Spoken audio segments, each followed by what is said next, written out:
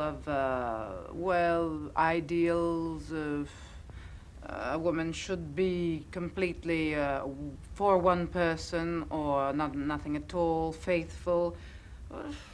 You don't like the concept of the character? No, I don't like the concept. No. I don't really.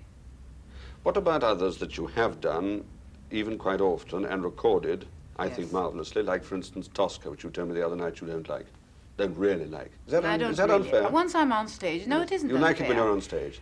I like it once, I suppose once I'm on stage, I like everything. Mm-hmm. But it isn't even that. It's rather that it's very, very realistic. It's a little bit my idea of a grand guignol. During the second act, yes. During the second act.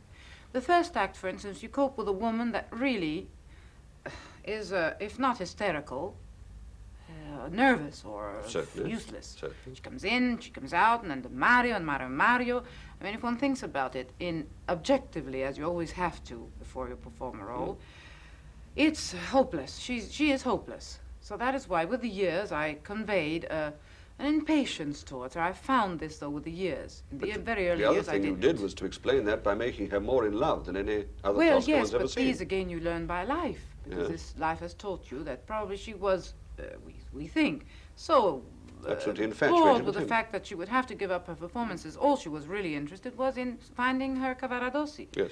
And she was coming in and out and trying to tell him, well, I'll be there, and all anxiety. I don't think she was very sure of herself, as a matter of fact.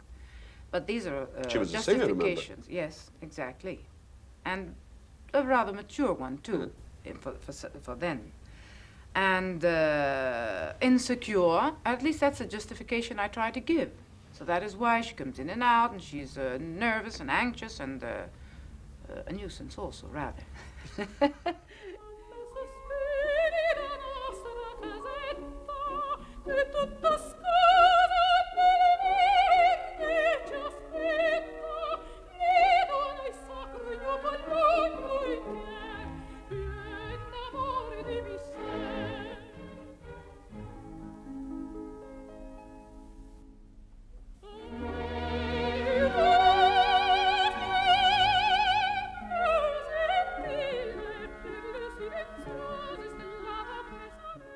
Don't you enjoy the detail of the second act?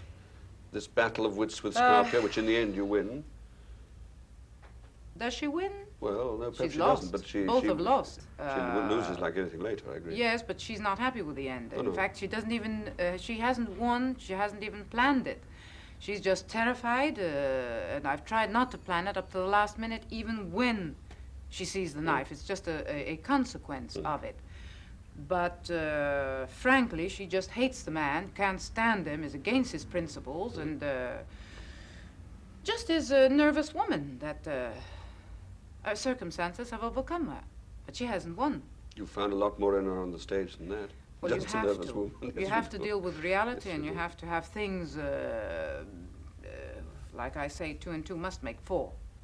It's so much happiness when you manage out of intangibles to dominate an instrument that is really very difficult, which is the vocal instrument, because it deals with human feelings, with the weather, with how you feel, with circumstances, with millions of odds against you, and you manage to dominate this instrument and convey so many colors. It is a sort of a drug to you. This challenge, this difficulty, and if you've managed to transmit this to the public, well, then this is really the greatest ivresse that you call, drunkenness. It's a drunkard feeling. Yes. And it's contagious all around. This is what art, that is why, summing up what I say, that if you take this off the stage, I don't know whether you can manage it. And all this feeling that you have is within you, and it has to be brought to the other one. Lots of times, the audience doesn't feel like it. Or you have colleagues who don't cooperate, or more or less because they can't, or they can't, they don't feel like it, they can't feel it, or no, they don't even have the capacity of doing. Their imagination can, but they can't put it into reality. I have been privileged, I consider myself privileged, because I have been able to bring from the soul and the mind that walk hand in hand, and have been for brief moments, capable of, how can I say it, giving it to the public and being received by the public.